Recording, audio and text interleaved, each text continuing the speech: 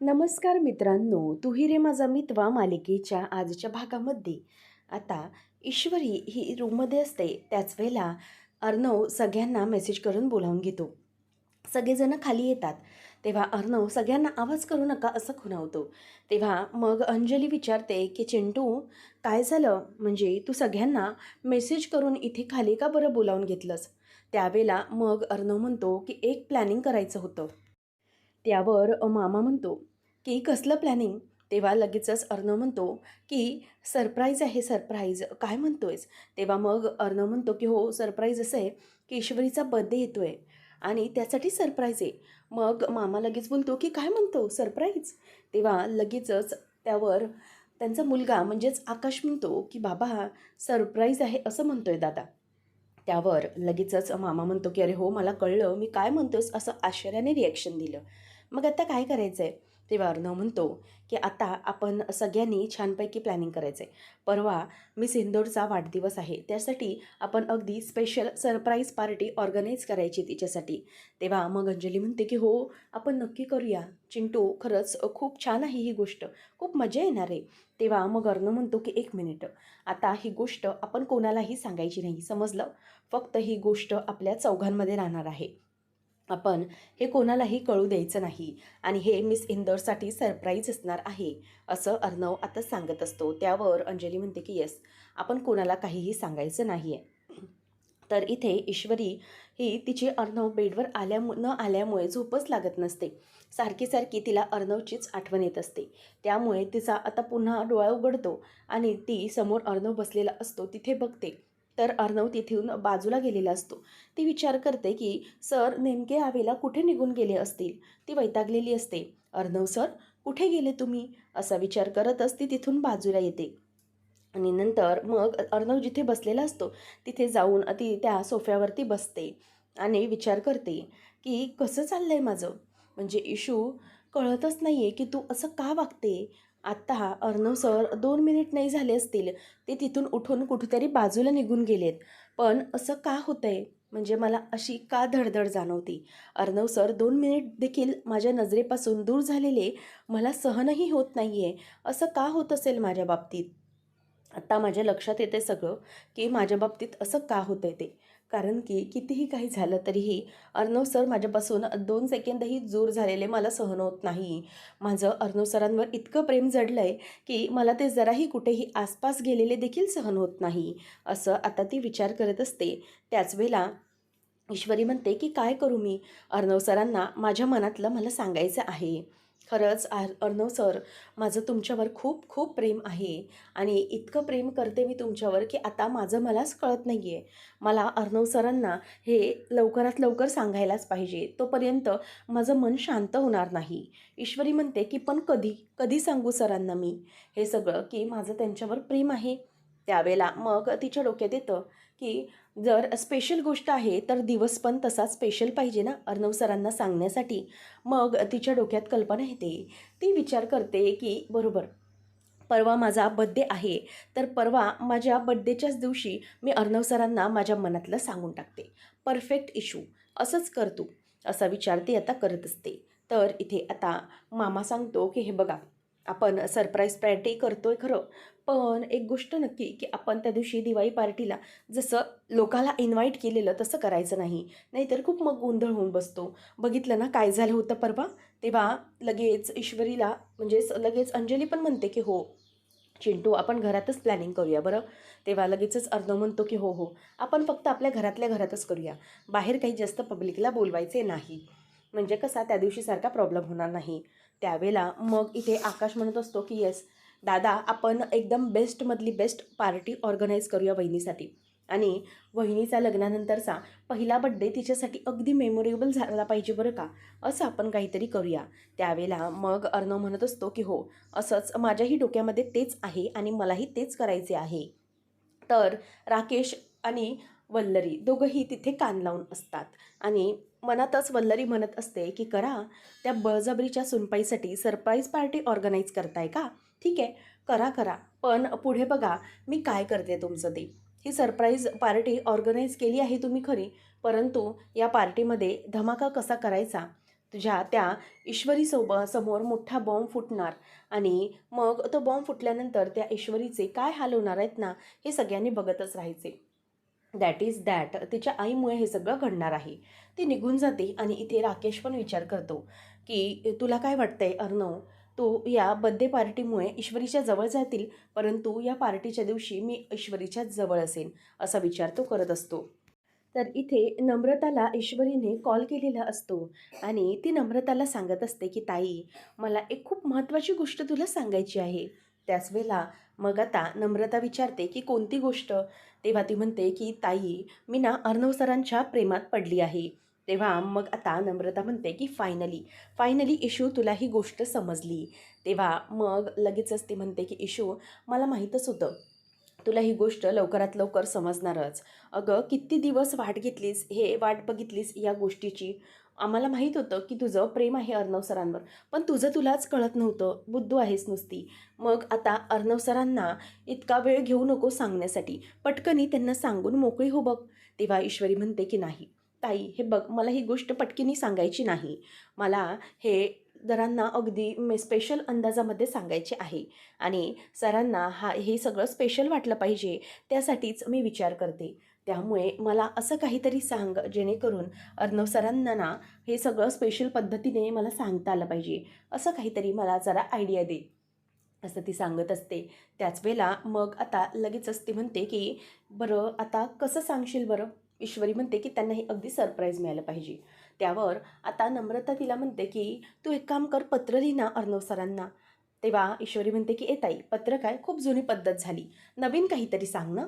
तेव्हा मग लगेचच नमू म्हणते, की पत्र नाही, मग एक काम कर, तू अर्णव सरांना ना अगदी काहीतरी त्यांच्या आवडीचं बनव आणि त्यांना स्वतःच्या हाताने भरवता भरवता त्यांना प्रेमाची कबुली देऊन टाक, की तू त्यांच्यावर प्रेम करतेस म्हणून. तेव्हा लगेच पुन्हा ईश्वरी म्हणते, की ताई, काय गं, हे असं भरवताना वगैरे हे बरोबर नाही आहे आयडिया. म्हणजे काहीतरी चांगली आयडिया पाहिजे गं. म्हणजे अशी हटके काहीतरी आयडिया, आणि अशा हटके आयडियामधून मला सरांना सांगता आलं पाहिजे. तेव्हा मग आता लगेचच नमू म्हणते, की बरं, तुझी ती कोणतीही हटके आयडिया असेल ना, आता त्याचा तूच विचार कर आणि तूच ती हटके आयडिया विचार करून कर आणि अर्णव सरांना त्या आयडियाने तू सगळं काही सत्य सांगून टाक. तेव्हा मग आता ईश्वरी म्हणते, की हो, मलाही माहिती आहे, मलाच काहीतरी केलं पाहिजे आता आणि अर्णव सरांना हे सगळं सांगायचे म्हणजे मला एक काहीतरी वेगळ्याच पद्धतीने सांगायचं आहे. त्यावेळेला लगेचच आता नमू म्हणते, की हो, बरोबर, तू लवकरात लवकर सरांना सांग. तेव्हा मग ईश्वरी फोन ठेवते आणि म्हणते, की हो, मी सांगते. आणि नंतर ईश्वरीच्या डोक्यात आता विचार सुरू होतात, की काय करू? ती आता तिच्या गणूबाप्पासमोर बसते आणि म्हणते, की गणूबाप्पा, मी काय करू? मला ना काही समजत नाही आहे. म्हणजे हे सगळं मी कसं करू? मला अर्णव सरांना माझ्या मनातल्या प्रेमाची कबुली तर द्यायची आहे, पण ती कबुली कशी देऊ मी? असा विचार तिच्या आता डोक्यामध्ये येत राहिलेला असतो. नंतर मग ती विचार करते, की ह्याच्यासाठी ना काहीतरी छान असं केलं पाहिजे.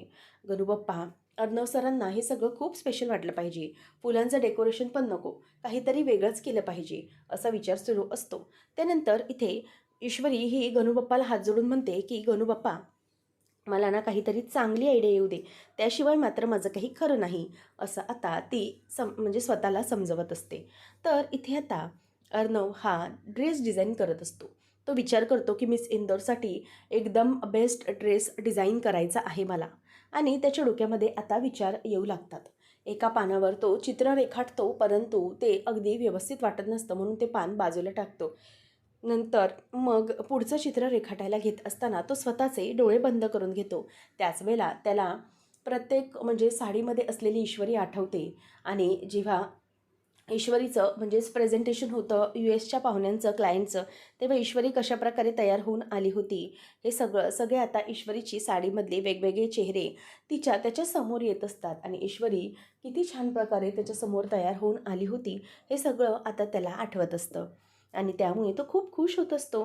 आणि त्याचबरोबर इथे आता तो विचार करतो, की मिस इंदोर, खरंच मिस इंदोर, तू माझ्यासाठी खूप स्पेशल आहे आणि या आजच्या स्पेशल दिवशी तुझ्यासाठी मला खूप असा स्पेशल ड्रेस डिझाईन करायचा आहे, जो आत्तापर्यंत कोणीही वेअर केलेला नसेल, असा स्पेशल, आत्तापर्यंत कोणालाही सुचला नसेल असा ड्रेस मला तुझ्यासाठी डिझाईन करायचा आहे मिस इंदोर. असं तो आता विचार करत असतो आणि गालातल्या गालात हसतो.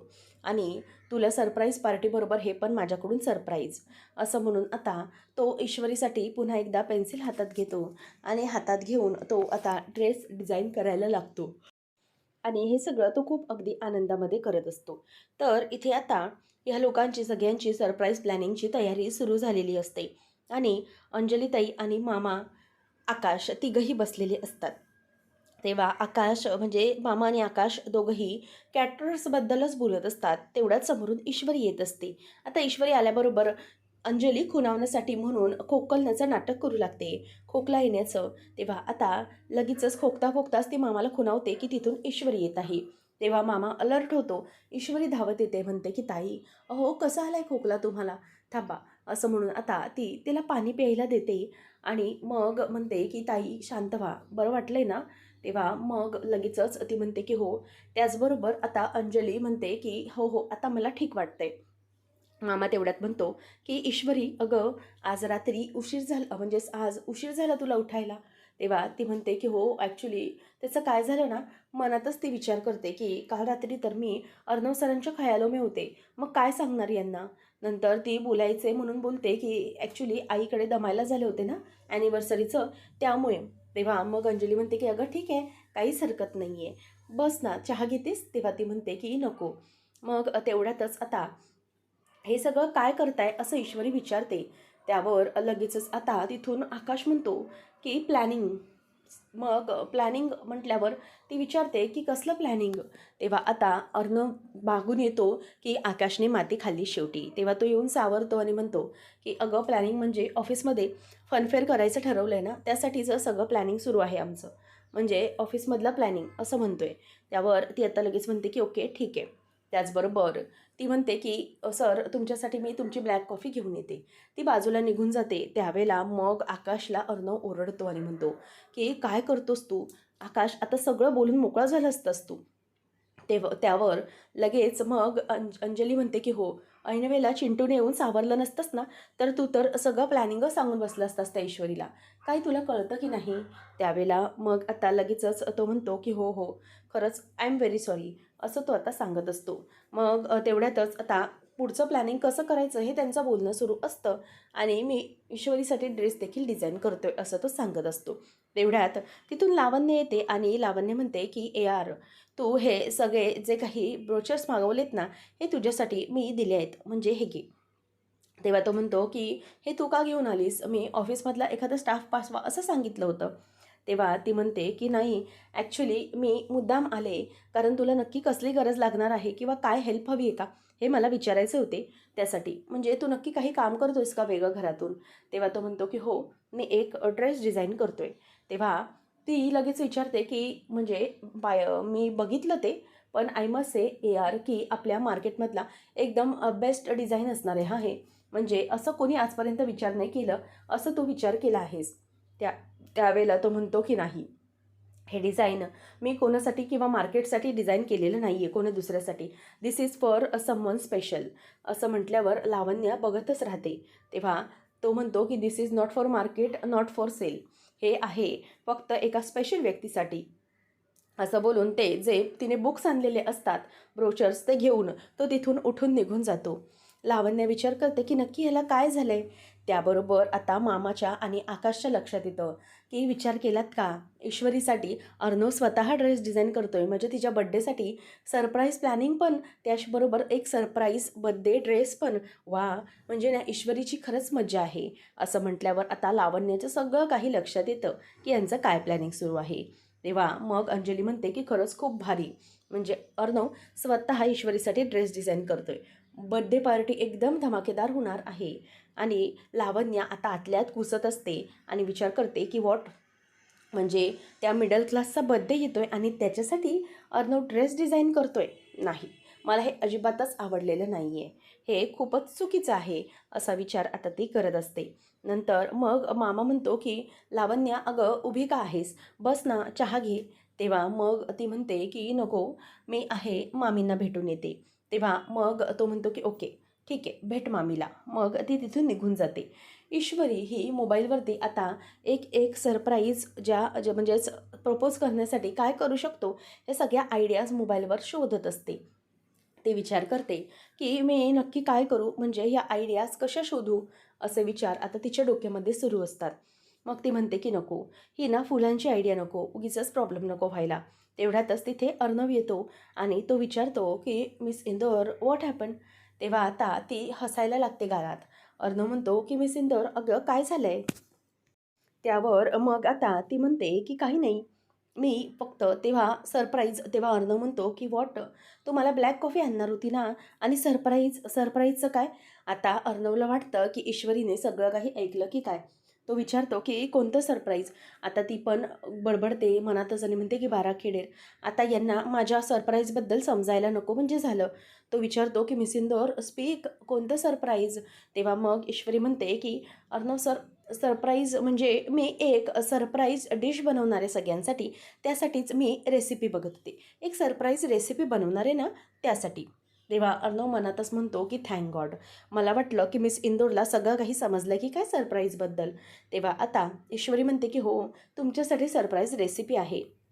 तेव्हा मग ईश्वरी ही ब्लॅक कॉफी बनवायला ठेवलेली असते, परंतु तेवढ्यातच तिचा मोबाईल असतो तिने साखरेच्या डब्यावर ठेवल्यामुळे तो खाली पडणार असतो. ईश्वरी जराशी पुन्हा गडबडते. अर्णव म्हणतो की मिस इंदोर, काय झालं आहे काय तुझं, तू अशी वेगळीच का वागत आहेस आज. तेव्हा ईश्वरी म्हणते की नाही, काहीच नाही सर. अर्णवला कळत असतं की काहीतरी गडबड आहे, मिस इंदोर ही काहीतरी विचित्रच वागत आहे. त्यावेळेला मग तो म्हणतो की मिस इंदोर, काही प्रॉब्लेम आहे का तुला. तेव्हा ती म्हणते की नाही सर, काहीच प्रॉब्लेम नाही. मग तो म्हणतो की असं का वागते तू. ती म्हणते की सॉरी, मोबाईल पडणार होता. मोबाईल बाजूला ठेवते आणि मग त्या ब्लॅक कॉफीमध्ये खूप सारे चमचे साखर टाकून देते. तेव्हा अर्णव म्हणतो की मिस इंदोर, काय करते तू. अगं ही ब्लॅक कॉफी आहे आणि यामध्ये साखर किती घातली आहेस तू. तेव्हा ईश्वरी म्हणते की अरे बापरे, बारा खेडेर, आता काय करायचं मी. मग मी एक काम करते अर्णव सर, तुमच्यासाठी ना मी दुसरी कॉफी आणते, हा ब्लॅक कॉफी ही नको पिऊ तुम्ही, मी तुमच्यासाठी दुसरी आणते. तेव्हा आता अर्णव म्हणतो की अरे मिस इंदोर, तेव्हा ती कुकर उचलून ठेवणार असते. मग अर्णव म्हणतो मिस इंदोर, कुकर नाही, कॉफीचा टोप. तेव्हा मग ती म्हणते की हो हो, सॉरी सॉरी, कॉफी तेच करते मी. अर्णव म्हणतो की मिस इंदोर, असं काहीतरी आहे का जे तू माझ्यापासून लपवते, मला काही सांगत नाही आहे, असं काही असेल ना तर मला सांग. ईश्वरी आता त्याला म्हणते की नाही नाही, असं काहीच नाही आहे, असं काहीच लपवलेलं नाही. बरं तुम्ही जा ना, मी तुमच्यासाठी तुमची कॉफी घेऊन येते, असं ईश्वरी बोलून दाखवते. त्याच वेळेला मग आता अर्णव म्हणतो की चल मी जातो, तू लवकर कॉफी घेऊन ये. ईश्वरी आता ती कॉफी बाजूला ठेवत असते आणि मग विचार करत असते की अर्णव सर, मला सांगायचं तर आहे तुम्हाला, पण एका हटके स्टाईलमध्ये. तर इथे आता त्यांची पुन्हा विलन लोकांची प्लॅनिंग सुरू होते आणि मग लावण्य म्हणते की त्या मिडल क्लास ईश्वरीच्या बड्डेच्या दिवशी AR स्वतः तिच्यासाठी ड्रेस डिझाईन करणार आहे. हे असं कुठे असतं का. आणि म्हणे तिच्यासाठी सरप्राईज बड्डे प्लॅनिंग करणार आहे. त्यावर आता लगेचच लावण्याला वल्लरी म्हणते की हो ना, त्या बळजबरीच्या सुनबाईंचं जरा जास्तच करणं सुरू आहे असंच वाटतं मला. तेव्हा मग लगेच त्यावर राकेश म्हणतो की त्यांचं जे काही असेल ते असेल, परंतु त्या ईश्वरीचा बड्डे पार्टीचा हा जो काही प्लॅन आहे तो उधळून लावायचा आहे, एवढंच लक्षात ठेवायचं आहे. आपण काही करून हा प्लॅनिंग त्यांचं सक्सेसफुल होऊ द्यायचं नाही, असं तो सांगत असतो. त्यावेळेला मग आता वल्लरी म्हणत असते की हो, मलाही तुम्हाला तेच सांगायचे आहे की किती काही झालं तरी त्यांचं प्लॅनिंग सक्सेसफुल होऊ द्यायचं नाही. मग मग आता लावण्य म्हणते की आता काय करायचं.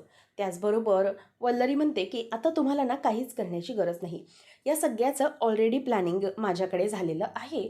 दोघंही आश्चर्याने मामीकडे बघतात की ही काय बोलते. तेव्हा मग ती म्हणते की हो, खरंच बोलते मी, की या सगळ्याचं ना प्लॅनिंग ऑलरेडी मी करून ठेवलेलं आहे. लक्षात घ्या, तुम्हाला फक्त काय करायचं आहे तर बसायचं आहे आणि मस्तपैकी शो एन्जॉय करायचा आहे. इतका मोठा बॉम्ब फुटणार आहे सगळ्यांसमोर की तुम्हाला फक्त हादरा बसणार आहे, पण तो तुम्हाला आनंदाचा धक्का असेल. बाकी त्या ईश्वरीला आणि त्या अर्णवला मोठा धक्का असेल. असा धक्का असेल की स्वतः अर्णव ईश्वरीच्या हाताला धरून तिला घराबाहेर काढणार. तुम्ही फक्त बघत राहायचं आहे शो, बस, बाकी मी तुम्हाला काही सांगणार नाही. तेव्हा मग ती निघून गेल्यावर लावण्य म्हणते की या मामींना काय म्हणायचं तरी काय. तेव्हा राकेश म्हणतो की मामी मला ओव्हर कॉन्फिडंट दिसतात, आपण हे सगळं नाही वर्क झालं तरी प्लॅन बी रेडी ठेवला पाहिजे, असं दोघं बोलतात. तर इथे अर्णवचं ते ड्रेसचं काम सुरूच असतं. त्यावेळेला ईश्वरी त्याच्यासाठी कॉफी घेऊन येते आणि ती आल्याबरोबर अर्णव लगेच पान बाजूला दुसरं करतो. ईश्वरी म्हणते की अर्णव सर, तुम्ही काय करत होते? तर तो म्हणतो की काम सुरू आहे माझं. ईश्वरीलाही असं काहीतरी वाटत असतं की अर्णव तिच्यापासून काहीतरी लपवत आहे. तेव्हा मग आता लगेचच अर्णव म्हणतो की मिस इंदौर, काही नाही आहे. त्याचबरोबर आता इथे ईश्वरी म्हणायला लागते, अर्णव सर, मला जरा तुम्ही सांगता का की उद्या तुम्ही घरी आहात ना? तेव्हा मग अर्णव म्हणतो की हो, काय झालं मिस इंदौर? ईश्वरी म्हणते की नाही तसं नाही, मला ना देवळात जायचं होतं म्हणून. तेव्हा मग तो म्हणतो की ओके, म्हणजे माझं काम तर आहे. ईश्वरी म्हणते की मी विचारते की तुमच्या ऑनलाईन मीटिंग असतात किंवा कुठे काही फंक्शन असतात, काय असतात, म्हणून मी विचारलं. तेव्हा अर्णव म्हणतो की नाही, म्हणजे असं माझं उद्या तरी काही नाही आहे, मी आहे घरी. ओके. तेव्हा ईश्वरी खुश होते की चला, म्हणजे अर्णव सर उद्या घरी आहेत. तर इथे आता वल्लरी ही तो फोटो जो ईश्वरीच्या आईचा आणि अर्णवच्या बाबांचा असतो, तो फोटो आता देवघराजवळ आणते आणि म्हणते की आता हा जो फोटो असेल तो इथे मी ठेवते आणि हा फोटो जेव्हा ती बळजबरीची सुनबाई बघेल ना, तेव्हा मात्र तिच्या पायाखालची जमीनच हादरून गेली पाहिजे. तिच्यासाठी हा सगळ्यात पहिला मोठा बॉम्ब असणार आहे, असं म्हणून आता ईश्वरीच्या आईचा फोटो जो असतो ऑफिसमधला काढलेला, तो फोटो ती तिथेच देवाऱ्यासमोर ठेवते, जेणेकरून ईश्वरी पूजा करायला येईल आणि तो फोटो तिला समोर दिसला पाहिजे. तर इथे आता ईश्वरीला कळत असतं की अर्णव काहीतरी लपवतोय नक्की. तेव्हा ईश्वरी ही अर्णवच्या स्टाईलमध्ये त्याला विचारते की काय करत आहे, मला तुम्ही काही माझ्यापासून काही लपवताय का? त्यावेळेला अर्णव आता तिच्याकडे बघतच राहतो आणि तिला बघतच म्हणतो की मिस इंदौर, हे बघ, तू माझी स्टाईल माझ्यावर आजमावू नको, मी माझं माझं काम करतोय. तेव्हा ईश्वरी म्हणते की ओके, ठीक आहे, चालेल, करा तुम्ही तुमचं तुमचं काम करा, पण उद्या तुम्ही आहे ना घरी? तो म्हणतो की हो, आहे मी घरी. मग ईश्वरी म्हणते की बढिया, मग मला काही टेन्शनच नाही. म्हणजे कसं आहे, मला देवळात जायचं आहे ना, तर मग मला जाता येईल, प्रॉब्लेम नाही आहे, असं आता ईश्वरी म्हणत असते. गालातल्या गालातच अर्णव हसतो. त्याला माहीत असतं की मिस इंदौरचा बर्थडे, ते मात्र ती काही मला सांगत नाही आहे. पण बाकी बाकी इतर गोष्टी फिरवून फिरवून विचारते. त्यावेळेला मग आता ईश्वरी त्याच्याकडे बघतच राहते आणि म्हणते की अर्णव सर, काय झालंय? तेव्हा तो म्हणतो की नाही, नथिंग मिस इंदौर, असं म्हणून आता ईश्वरी म्हणते की चला, फायनली म्हणजे अर्णव सर उद्या घरी येत. ती खूप खुश झालेली असते आणि तिथून ती आता निघून जाते. अर्णव म्हणतो की मिस इंदौर पण वेडी आहे, मला बड्डे आहे ते मात्र कधी ती सांगतच नाही आहे. तर इथे आता पुढच्या भागामध्ये नम्रता सांगत असते की इशू, तू लवकरात लवकर उद्याच्या दिवशी अर्णव सरांना सांगायचंच आहे, नाहीतर मी सांगून टाकू का अर्णव सरांना की तुझं त्यांच्यावर प्रेम आहे करून? तेव्हा ईश्वरी म्हणते की नाही हा ताई, अजिबात नाही, मला दुसरं कोणीही सांगितलेलं चालणार नाही, हे फक्त मीच सांगणार आहे. आणि हां, तू हे अजिबात सांगायचं नाही आहे बरं का सरांना. तेवढ्यातच मागून अर्णव येतो आणि विचारतो की काय काय सांगायचं नाही आहे? तेव्हा काय सांगायचं नाही असं विचारल्यावर ईश्वरी मात्र घाबरते. आता अर्णवने मागून सगळं ऐकलं हे तिच्या लक्षात आलेलं असतं आणि अर्णव हा ईश्वरीकडे आता बघतच राहिलेला असतो. आता काय बोलावं ही तिची पंचायत झालेली असते, म्हणून ती गप्प बसलेली असते. आता अर्णवला पाहिल्यानंतर ती दचकते आणि तोही विचार करतो की नक्की काय बोलायचे. अंजली ही देवघरात चाललेली असते. तेव्हा मामी म्हणते की कुठे चालली? ती म्हणते की देवळात चालली आहे. तेव्हा तिथून ईश्वरी येते. मामी म्हणते की अगं, उगाचच तू कशाला त्रास करून घेते, ही बळजबरीची सुनबाई आहे ना, ती करेल ना, तू उगीच कशाला दगदग. तेव्हा ईश्वरी म्हणते की काय करायचं आहे ताई? तेव्हा अंजली म्हणते की ईश्वरी, अगं जरा देवघरातलं आपलं निर्माल्य आहे ते देतेस का मला एकत्र करून? तेव्हा ईश्वरी म्हणते की हो, तुम्ही बसा, मी आत्ताच आणते. आता ईश्वरी ते जे निर्माल्य असतं ते सगळं गोळा करून देत असते. तिथे ईश्वरीच्या आईचा फोटो असतो. आता नेमकं पुढे काय घडणार पाहणं रंजक ठरणार आहे. असेच अपडेट जाणून घेण्यासाठी आजच आपल्या चॅनलला सबस्क्राईब करा.